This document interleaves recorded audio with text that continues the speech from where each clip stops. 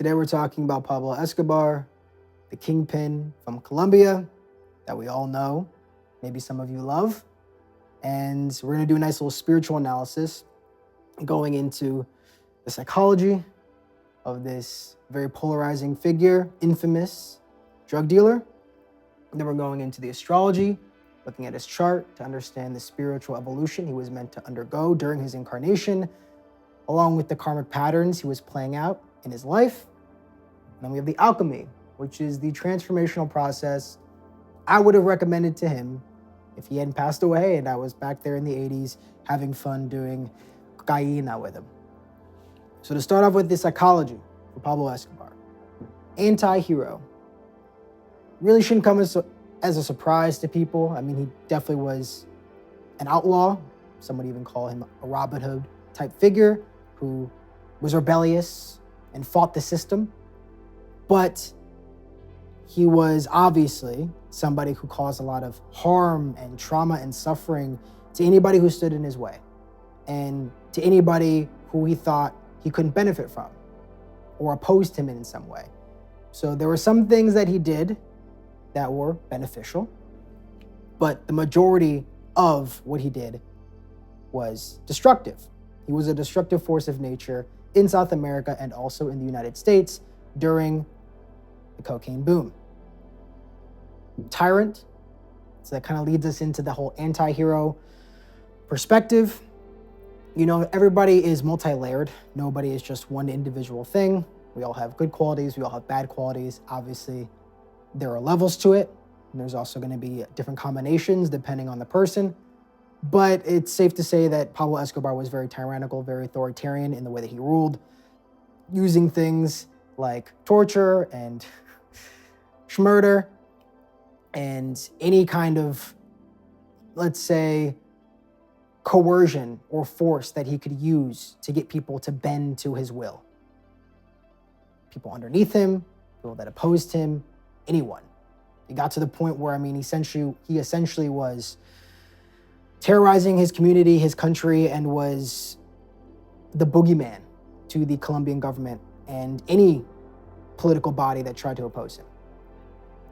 Twisted, so kind of getting a deeper picture of how, you know, despite the fact that Pablo Escobar did do terrible things, he also did some good things. And you could kind of sense that there was this desire based off his life, especially if you've seen Narcos, but there was a desire to provide, be altruistic, be a humanitarian. There was a humanitarian part of Pablo Escobar. Because again, you know, he is not a single thing. He's not a monolith. We're all people with different parts, different versions of ourselves that come out at different times. So he had a humanitarian side. He had an altruistic and caring and providing side, but it was twisted. It was willing to do anything and hurt people to achieve its goals. There's another part, right, that would kind of usurp that humanitarian energy. So underneath, I do believe that Pablo Escobar did have a spiritual, humanitarian, caring, altruistic energy, but it was distorted. We're going to get to the point why when we look at his astrology. So for the astrology, we know his birth time, surprisingly enough. Always love when that happens. So this is his full chart.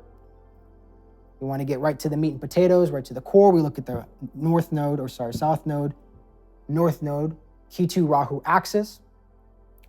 So we have Ketu in Libra in the 8th house. The 8th house is death, taxes, transformation, alchemy, the occult, mysticism, also other people's resources and money. When it's in Libra, we're also exchanging. So it's the business, it's the merchant. So Pablo Escobar and his empire, his drug dealing ventures, was something that he'd had developed over many lifetimes. So meaning he came into this incarnation, that incarnation that he lived, he came into it already having an understanding of how to exchange in a beneficial manner for himself. Libra is all about giving something to receive something of value in return. So you give something valuable you own to receive something valuable from somebody else. With the south node in Libra for Pablo Escobar, he was already very used to this. He had this energy already cultivated in his soul and then also in his psyche as a result. And then with the 8th house of other people's money, also death, taxes, transformation. The 8th house is probably the most dark, intense house out of all of the 12 houses. And so he is used to death. He most likely grew up around death. He's experienced many lifetimes with death, other people's money, other people's resources, the occult, mysticism. I would not be surprised if he was into something like astrology or into certain occult practices or mystical practices to cultivate certain energies to get what he wanted. But because you have Ketu, the South Node, in such a dark house, involving other people, with Libra, the social exchange sign, there were definitely some demons he took over, because the 8th sign is correlated to Scorpio. The 8th house is correlated to the 8th sign, Scorpio. So that means he had some demons too. And he was used to being in his demons. He was very familiar with his darkness, with his dark side. With Rahu here up in the North Node, in Aries, 2nd house, with the moon. So this is where the twisted aspect comes from.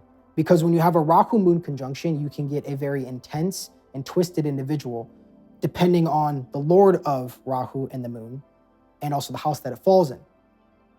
So he has it falling in the 2nd house, which is of personal, your resources, so his resources, his resourcefulness, his family, his speech, and the things that he deems valuable, his self-worth. So he was developing his self-worth, his resourcefulness, his family, and material security in that incarnation. Now, needless to say, he succeeded in achieving that spiritual path, right? That the path of our consciousness is the South Node, North Node axis. So he achieved that goal, and not many people do at such a young age, because we have 80 years to live. People don't even figure it out until they're like 50s. I believe he passed away before then or around that time. So he very much had a lot of wealth and abundance, but he did it in a twisted way because he had that moon there. When you have a Rahu moon, North Node moon conjunction, the person usually has an inability to inhibit themselves. So whatever's in their consciousness, which is the moon, their subjective experience, their emotional needs and desires, their inner child, they're unable to hold back from indulging in their impulses. So he was somebody who he felt he wanted something and he was going to get it. He would not let anyone stop him. He was willing to do whatever it took to achieve his goal because he wanted it. He emotionally needed it, and he did so. Aries is also the warrior, a violent sign, Aries, right? So he was meant to move towards Aries, pave his own path, which he did, achieve a long-term goal, follow his inspirations, right? And create something or manifest something of material value, of worth on his own. But instead, he sold drugs and hurt a lot of people. So this is what I'm saying, Aries can be healthy. It doesn't have to be violence. It doesn't have to be, cruelty or oppression. But because he had that Rahu moon conjunction in there, and then also the Lord of Aries, Mars, is with Saturn, and so it's starved. You have a Saturn-Mars conjunction. That usually means that there's some kind of trauma as a kid. It could be physical abuse. It could also just be overly controlling and authoritarian parenting. Because Rahu's with the moon and Saturn's with Mars, moon and Mars both signify the mother when you're growing up, when you're a young child. He had a very intense, most likely, and even abusive mother. That's just my guess. Not sure what his father, how he was involved. I'm sure that he had a part to play in it as well. But Moon and Mars also signify up until like around 3 to 4 years old. So during that period, there was a lot of instability, a lot of turmoil, a lot of trauma and violence that he was exposed to, and a lot of death, most likely, because of Ketu in the 8th house. So even though he succeeded in moving to the 2nd house and developing his Aries, he did it in a twisted way. What would we recommend? If he was my client, how would I help him integrate the lessons he's meant to learn in that incarnation in a healthier way? First, shamanic Olympia.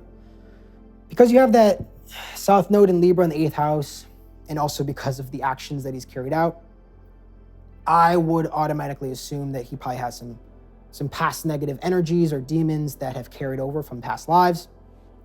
So shamanic Olympia is just an energetic cleaning. It's like a soul shower where you clean off all the old gunk and karmic ties, soul contracts you might have had from a previous incarnation. You go to a shaman, a good one, and they clear it out for you. Inner warrior. So the inner warrior is the part of yourself out of everybody that can integrate and channel your anger in a healthy way. Because you have that afflicted Mars with Saturn, you also have you also have Mars' sign Aries afflicted with Rahu and Moon in there. His anger, I mean, and we don't even have to look at the astrology, we can just look at his life, the way that he would treat people, right? And use them to get what he wanted, or delete them to get what he wanted. A lot of repressed anger, a lot of violence, and a very twisted psyche that needed to learn how to channel his anger in a healthy way. So we do shamanic Olympia. I would take him into his subconscious mind.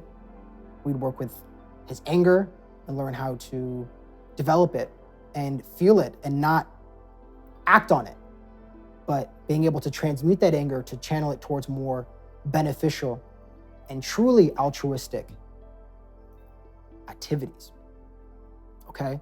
And if you also have anger problems or you want to develop your anger and connect to it in a healthy way, you can do so with a step-by-step guide that I have down below. In the transformation guide, you can get the link in the description. Finally, monk. So these two steps are essentially preparing him so he can just be a monk. Because of the trauma he had caused, because of essentially the evil he'd carried out amongst other people, it would probably be best to take a break from society for the rest of his life, focus on his spirituality, do his best to make amends, to do his spiritual penances and activities, to clear out the energy, clear out all the negative, bad karma he's attributed. Would he be able to clear it out in one lifetime? Definitely not, right? I mean, what the amount of suffering he caused would be something that takes multiple lifetimes, but might as well get a head start, right? Might as well put your best foot forward as soon as possible so you can hit the ground running in the next incarnation. But being a monk, going to an ashram somewhere in India or I was about to say Himalayas, but wherever, Nepal, wherever he needs to go to find a guru, find a community that actually learns how to interact healthily, because he doesn't know how to interact with other people without taking, right? Without having this kind of power position where he's subjugating or coercing people to do what he wants and bend to his will. Anyway, appreciate your time, guys. Let me know what you think down below. Would love to hear your comments or even criticisms if you so choose. Cheers.